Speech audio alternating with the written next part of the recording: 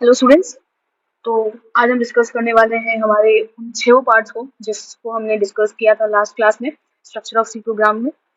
तो फर्स्ट है हमारा डॉक्यूमेंटेशन। डॉक्यूमेंटेशन एक ऐसा सेक्शन होता है, डिस्क्रिप्शन होता है प्रोग्राम का, जिसमें हम उस प्रोग्राम का नाम लिख सकते हैं, उसमें कुछ डेटा क्रिएट कर सकते हैं, टाइम क्रिएट लिख सकते हैं। ठीक है, जैसे एक कमेंट की तरह यूज होता है। ठीक है, जैसे हम एक प्रोग्राम के थ्रू समझते हैं वो क्या होता है। ये मेरा एक प्रोग्राम है जिसमें मैंने असाइन की है वैल्यू। पहले मैंने डिक्लेयर किया कि ए बी और एस है। ठीक है, फिर मैंने बताया कि ए इज इक्वल टू 10 है। तो मैंने, अगर प्रोग्रामर को नहीं समझ में आ रहा है, ठीक है, मतलब जो यूज कर रहा है इस चीज को, तो उसके लिए मैंने यहाँ लिख दिया कि असाइन द वैल्यू ऑफ ए। ठीक है, अब मैं इसको और एक तरीके से लिख सकती हूँ, कुछ इस तरह से। जैसे मैं S is equal to A plus B बता रही हूँ, तो उसको समझने के लिए हम लिख सकते हैं कि adding the value of A and B. अब कोई भी देखेगा तो ये बोल सकता है कि हाँ, यहाँ पे वैल्यू ऐड हुई है ए और बी की। तो ये होता है डॉक्यूमेंटेशन का काम। हम बेसिकली प्रोग्राम एक अच्छा लिखना हो तो हम इसे यूज करते हैं। आते हैं प्री प्रोसेसर सेक्शन में। प्री प्रोसेसर सेक्शन का मतलब ही है हेडर फाइल। हेडर फाइल को इंक्लूड करना यही प्री प्रोसेसर सेक्शन होता है। जैसे यहाँ मैंने एक हेडर फाइल यूज की है जो है stdio.h, जिसे हम standard input output header file बोलते हैं। मैं यहाँ पे एक और हेडर फाइल ऐड कर सकती हूँ मैथ्स के लिए, क्योंकि मैं मैथ्स के कुछ ऐसे एलिमेंट यूज कर रही हूँ। ठीक है, जो होते हैं। तो यहाँ हो गया मैथ डॉट एच। तो ये एक हेडर फाइल होगी, यहाँ पे फाइल करके पहले ही आ जाएगा।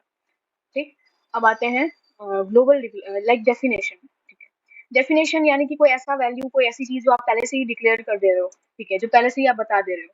ठीक है, कैसे बताते हैं? एक सिंबल के थ्रू, उसे हम हैश बोलते हैं। ठीक है, जो डिफाइन करता है प्री प्रोसेसर को। जैसे यहाँ मैंने हैश यूज किया और बोला कि डिफाइन पी आई 3.14। तो ये पहले डिक्लेयर हो गया। ठीक है, ये पहले ही डिफाइन हो गया, यानी कि अब जो भी मैं यूज करूंगी, पाई जितनी बार यूज करूंगी उतनी बार इसकी वैल्यू यही आएगी, यही यूज भी किया जाता है। ग्लोबल डिक्लेरेशन का मतलब होता है कि हम किसी को डिक्लेयर कर रहे हैं। जैसे यहाँ पे मैंने डिक्लेयर नहीं किया, पर मैं अभी कर सकती हूँ। यहाँ पे जैसे मैंने ए इक्वल टू 10 लिखा है, मैं ये यहाँ ना लिख के ऐसे भी लिख सकती हूँ, कुछ इस तरह से। मैंने यहाँ पे पहले ही डिक्लेयर कर दिया। ठीक, अब मैं इसको डिक्लेयर करती हूँ इज इक्वल टू 10। तो ये हमारा हो गया ग्लोबल डिक्लेरेशन। ये हो गया ग्लोबल डिक्लेरेशन। इस तरह से हम और भी डिक्लेरेशन कर सकते हैं। फिर आते हैं मेन फंक्शन में। मेन फंक्शन में बेसिकली हम यूज करते हैं इंट और वॉइड। इसके दो ही होते हैं। ठीक है, तो इंट का मतलब होता है कि भाई वो कोई रिटर्न वैल्यू करेगा जो कि इंटीजर वैल्यू होगी, और वॉइड का मतलब होता है कि वो रिटर्न में कोई वैल्यू नहीं देगा। ठीक है, मतलब कंपाइल करने के बाद प्रोग्राम जो होगा वो कोई रिटर्न वैल्यू नहीं देगा।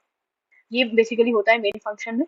और सब प्रोग्राम्स, यानी कि हम पहले डिक्लेयर कर रहे हैं, लाइक यहाँ पे मैं डिक्लेयर कर दूंगी int sum bracket int X and int Y. ठीक है, एंड देन मैं कर्ली ब्रैकेट्स के अंदर रिटर्न एक्स प्लस वाई करूंगी, तो जो आउटपुट आएगा वो जो डिक्लेरेशन डिक्लेयर किया हुआ होगा पहले से, उसी का आउटपुट रिटर्न करके हमें देगा।